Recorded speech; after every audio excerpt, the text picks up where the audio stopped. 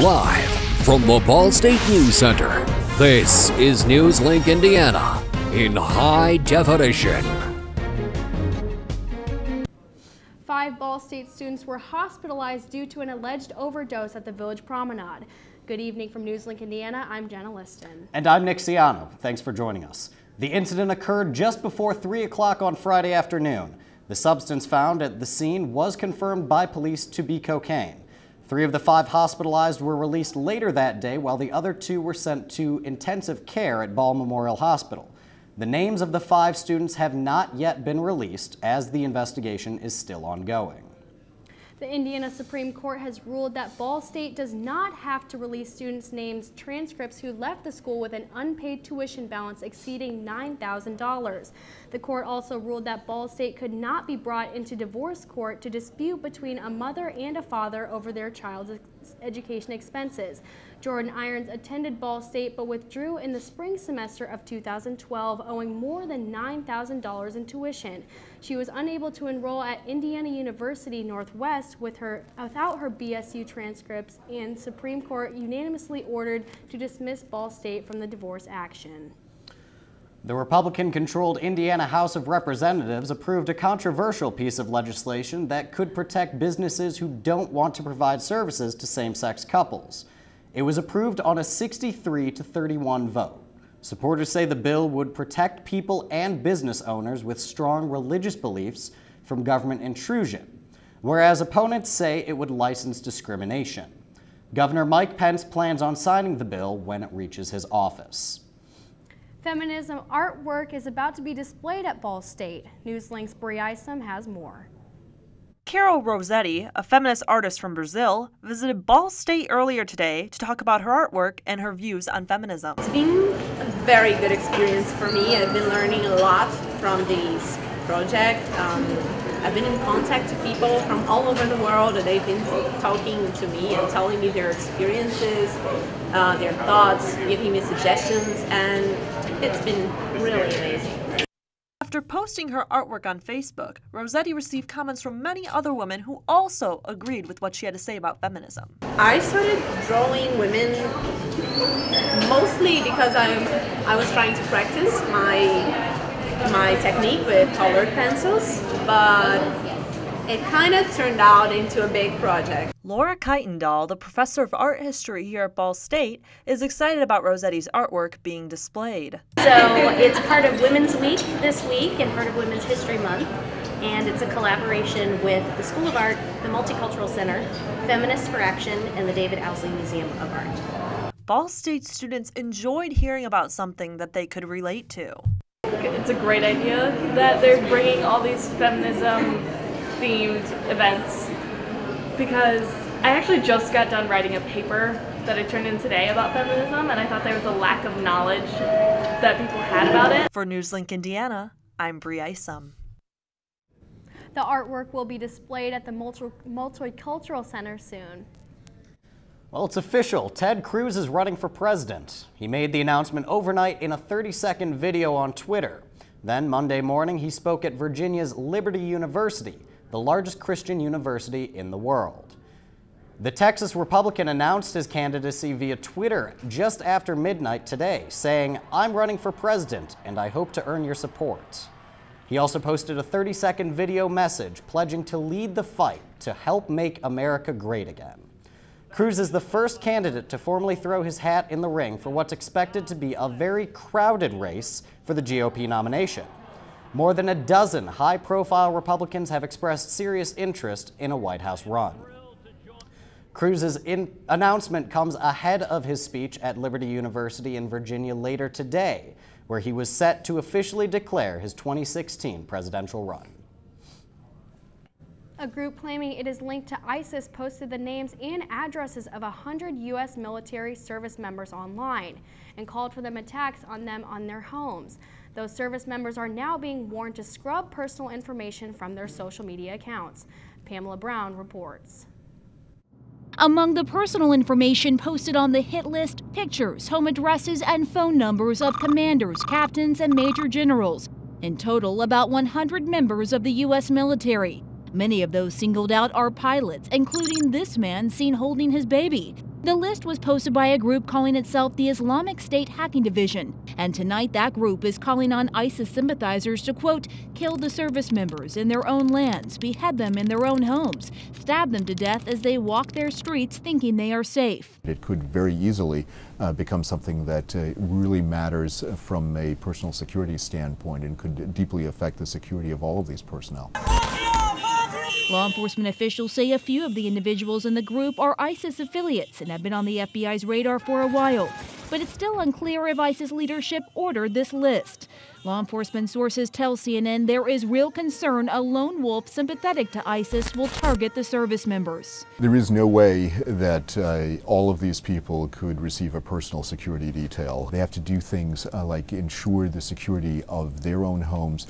Perhaps in some extreme cases they may consider moving out of the home that is listed as their address. The Pentagon tells CNN all the service members on the list are being notified, though there's no evidence of an imminent threat of an attack. The online post appeared to include information that is already available publicly through social media accounts, online phone directories, and other accessible public records. Well, Jenna, I don't know about you, but I was really starting to enjoy all that spring weather we were having. I was too. When I started to take out my big winter coat to go to class today, I don't really know what happened. Nathan, can you tell us a little bit more about the upcoming weather? Well, definitely. Unfortunately, we had a pretty crummy day out there today where temperatures were a little bit on the cooler side and we were able to see some snow, sleet, and some rain all in the same combination. Looking at satellite radar at the last 6 hours, you notice that we had those conditions today, but have moved out of the area all across the nation. Temperatures are pretty much on track and normal. 78 degrees in Las Vegas, 60 degrees in Denver, and 28 degrees here in Muncie. All across the state of Indiana, we're hovering in the 30s and 20s, making it for a chilly evening. Coming up in my complete forecast, we're going to talk about those next rain chances, the chance for a beautiful weekend, and those below average temperatures coming up next. All right, and when we come back, find out a new project taking place around Muncie. And we'll have more and after the break. Pretty much a good day for me would be people leaving their hands off of me. I'm always called names. Everywhere that I go, there's always someone calling me names, calling me gay. I've been choked, thrown up against a wall, punched. Nobody's ever tried to help me.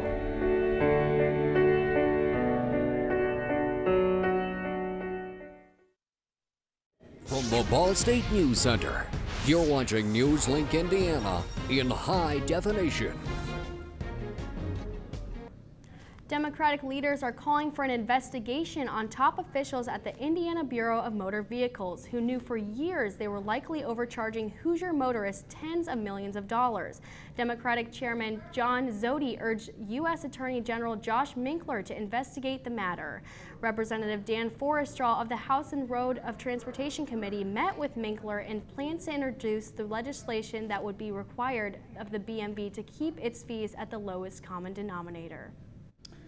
A number of Muncie properties that have gone unused in recent history may be seeing new ownership, according to a local real estate agency. Joseph Nope reports. At the AMC Theater just off Bethel Avenue, it's quite the drab scene. Wood paneling lines what were once doorways, and any signage that would have once tipped off drivers what sort of business took place are gone too.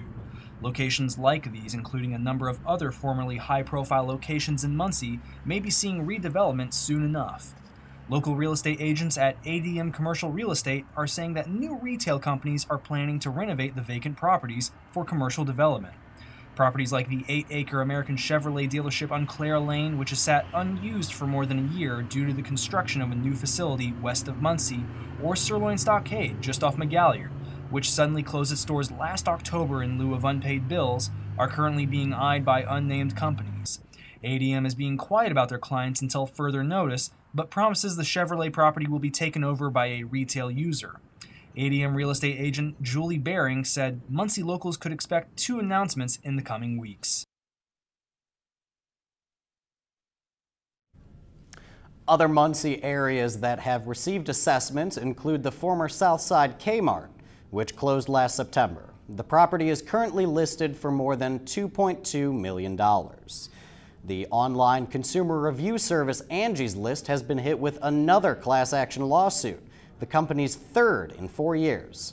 The lawsuit alleges that the service manipulates company ratings that are sold to its subscribers as impartial user reviews. Deborah DeCourcy, an Angie's spokeswoman, said it is company policy not to comment on pending litigation. The company's lawyers have not yet filed a response in court. The lawsuit comes at a critical point as it seeks $18.5 million in taxpayer assistance to expand its headquarters on the Near East Side. City council members in both parties have expressed support for the project, while acknowledging that many remain deeply skeptical of giving the company public assistance. Angie's officials insist the company's financial position is strong, pointing to steady growth in jobs, subscribers, and revenue. Muncie's unemployment rate is up again. According to figures released last week by the Indiana Department of Workforce Development in January, the unemployment rate was 8%, which is up from 6.7% in December. The state said that 4,367 people were listed as unemployed in January, compared to 3,605 in December. The Muncie metropolitan area has a workforce of about 54,000. The new rate actually tops the 7.5 rate from a year earlier, but is at least lower than the 12% rate reached at the depths of the national recession. Well, the sleet and snow certainly threw me off today. Me too. It's certainly been a rough start to spring, but when we come back, we'll have a look at the weather to see if spring-like weather is on the way. The next 30 seconds can save you a lot of money. Just do your laundry in cold and stick to full loads. Auto-sleep your computers. Plug your gadgets in a power strip and switch it off when you're done. Headed out? Turn back your thermostat by 10 degrees. And drive sensibly. The more energy you save, the more money you save. Find other great tips at energysaver.gov. From the Ball State News Center, you're watching NewsLink Indiana in high definition. Welcome back to NewsLink Indiana. Well, Nick, I was getting a little bit comfortable with the warm weather last week. Now we're starting to see a dip in temperatures. I know. I really couldn't believe that I had to pull out the winter jacket or anything again. I was really looking forward to shorts again. I was too. Nathan, what can you tell us about the forecast? Well, I think all of us had to pull out our winter jackets this morning. We were treated over the weekend with pretty decent conditions, and then we have these current temperatures. 28 degrees outside right now, making our feel-like temperature 16 degrees. We're in the teens all across the state of Indiana in terms of our wind chill, and you see that our dew point's at 23 degrees. Now, our almanac for today, we topped out as a high of 35 degrees. This morning's low, 30 degrees. That's where our winter jackets came in. But I want to take a look at our averages, 52 and 33. Pretty much on track with our lows, but our average high temperatures 23 degrees difference in between today's high and the average that we usually have. And the record set way back then, 80 degrees. We wish it was 80 degrees today, but today we had those conditions where we had those sleet-like, we had those rain-type conditions today, and then that moved out of the area, allowing for us just to have that cloud cover left over from today's system. Tonight's forecast, however, 28 degrees is our overnight low. It's going to be cold and cloudy, but we also want to let you know that there is that possibility of some of those slick spots to occur on some bridges and overpasses, and especially those rural country roads out there. Winds out of the east-northeast at 9 miles per hour. Let's jump into Precision Cast, looking at the next 24 hours, stopping at 10 a.m. on Tuesday. I want you to take note of this system right here that's forming out in southern Illinois towards St. Louis. This system's going to make its way into Indiana tomorrow into the evening hours. You notice that we have these light rain showers possible in the evening hours, 8 o'clock here, and that will allow us to have the chance of those evening rain showers throughout the evening overall. Tomorrow, high 46 degrees with those evening showers, east winds at 11 miles per hour. Precision cast jumping back in again at 9 p.m. on Tuesday. Let's take a note of this next system that's going to be moving through our area as it pushes through Wednesday morning and late Wednesday night. We'll see those chances of some heavy downpours at times and the chance of some thunderstorms. With that chance of thunderstorms Wednesday evening, we're talking about a marginal risk of severe weather for extreme portions of western Indiana. Here, just talking about some general thunderstorms for our forecast. Looking at the 7-day forecast, Wednesday definitely going to be a breezy day, but the warmer of the days, 63 degrees is our high. Thursday, showers once again, high of 47. And then Friday, we're talking a chance of some mixed precipitation similar to what we had today. Low on Friday night, 19 degrees. And then moving into Saturday, we're seeing that those drier conditions return. Daily high of 39 degrees, and then for the early parts of next week, we're talking some warmer conditions. So hopefully we'll break this pattern that we've been in over this past week and look forward for some better weather overall. Right. Not exactly the news I wanted to hear about this week, but I'm glad to hear that the weather is going to start warming up next week. Yeah, I was excited to see those 60 degrees, and then with rain, not as excited anymore. Pulling out the umbrella yet again for Indiana. When we come back, sports has a recap from the Ball Diamonds over the weekend. And football has a big announcement coming up next on NewsLink Indiana. Here's to the things that can keep us safe. Those we use all the time with hardly a thought. Those that are silently standing by to save our lives. And now, those that we carry with us everywhere we go. Many mobile devices will now bring you wireless emergency alerts, real-time information directly from local sources you know and trust. With the unique sound and vibration, you'll be in the know wherever you are. From the Ball State News Center, you're watching NewsLink Indiana in high definition. Welcome back to NewsLink Indiana. I'm Caitlin Ewing with sports.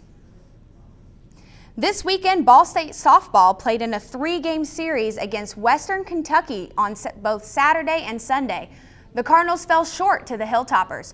They started out on Saturday with a doubleheader.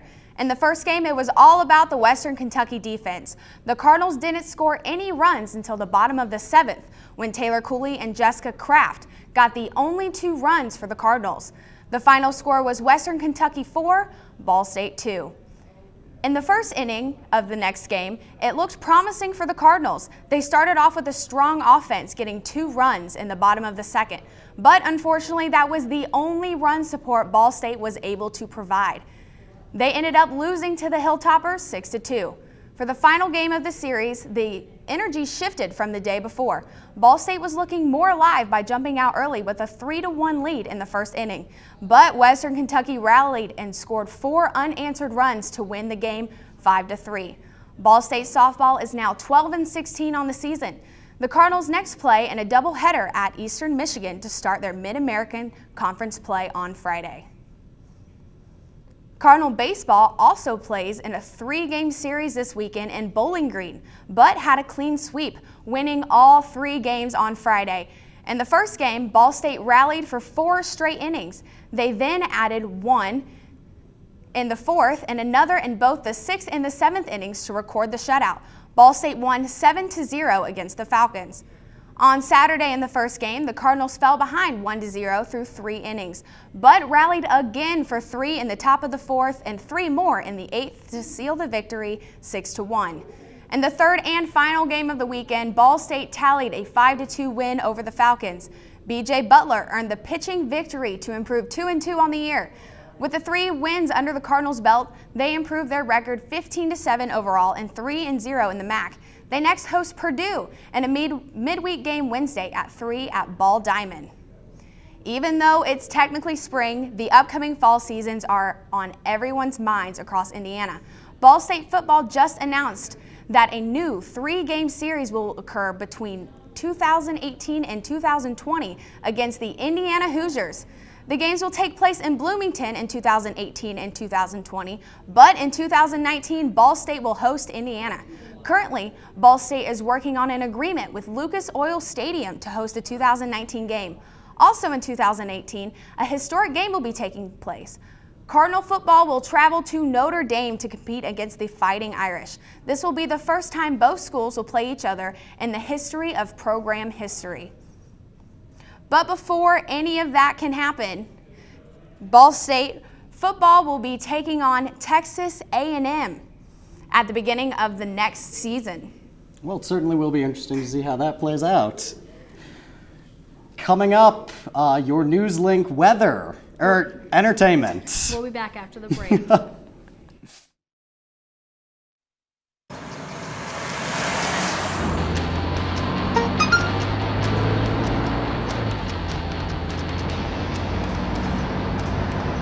The average text takes your eyes off the road for nearly 5 seconds.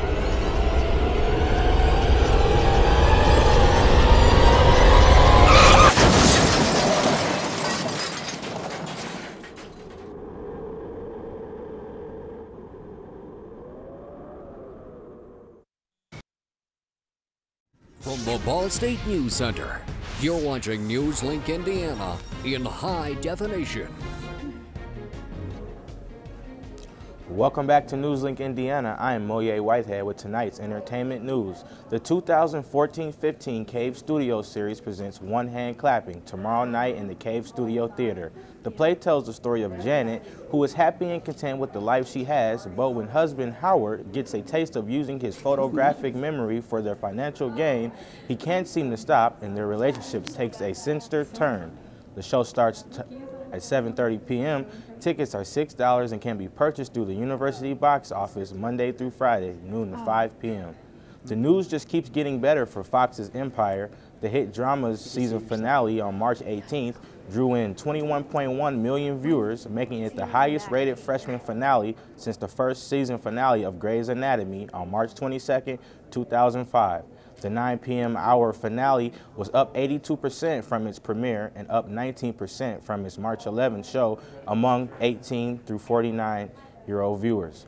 Fox is no stranger to #1 ratings, with American Idol regularly holding the top spot for its rating since 2012.